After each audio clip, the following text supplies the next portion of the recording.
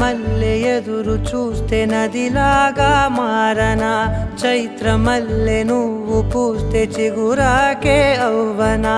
నన్నే వరించే యువరాజును అంట నీ యువ